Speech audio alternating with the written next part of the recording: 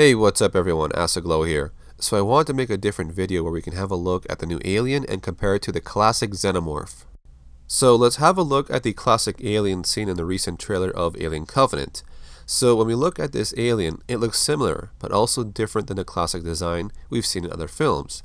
When we look at the physical differences between the two, you can see this alien runs on all fours, but in the first trailer, it was also shown to walk on its two legs during the end of the shower scene.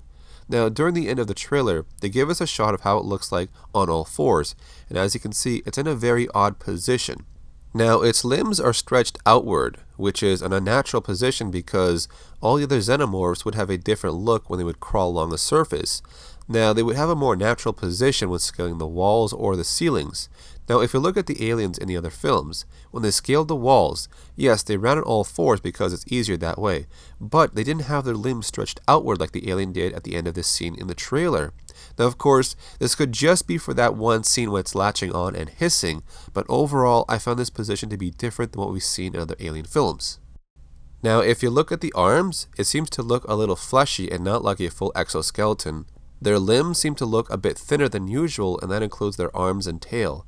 This looks less developed than a normal Xenomorph, which is probably why a lot of people are calling it a Protomorph.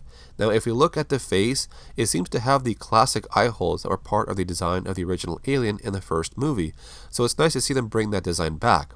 Now, another noticeable difference are the tubes on the alien's back. We get a clear shot of it when it's seen scaling a wall in a room. The tubes seem to be protruding outwards, which is different from the original aliens having their tubes coming out in a more forward motion towards their head. Now, if you look at the teeth, there could be a small difference in there. The original alien's teeth had a more shiny or metallic look to it, but this new alien's teeth seems to be a different color. Also, if you look at the head, it seems to share the smooth head design from the first Alien film, and that's different from the ones we saw in Aliens by James Cameron, which had their head in a rigid formation. Now, the facehugger eggs themselves look a little bit bigger. It's possible this was due to David's attempt at tampering with their DNA. But it also looks like the Protomorph's life cycle is still the same, which includes an egg, the facehugger, and then the burster. Now, in the past, we got some news that we're going to see a back burster, also known as a spine burster, but also after that, we got some news about seeing a future throat burster or neck burster.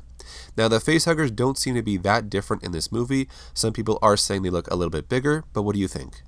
Now, I want to close out this video by saying, although we didn't get the exact same alien we've always seen, I think it's nice to see an earlier version of it with its own story attached to it. I think it's a great way of building up a timeline that starts from Prometheus, then to Alien Covenant, and then into Alien. I can see this alien is somewhat different, but I also welcome the idea of something new, just like how they did it with the Deacon alien in Prometheus. So what do you guys think about the new alien design in this movie? Are you accepting it, or do you prefer the original Xenomorph design? Also, feel free to add to the discussion if you notice any more differences between these two alien types. If you want to see more content around the Alien and Predator universe, then subscribe to the channel as I'll be covering more topics around them. Thanks for watching. My name is ACIDGLOW, and I'll see you in the next video.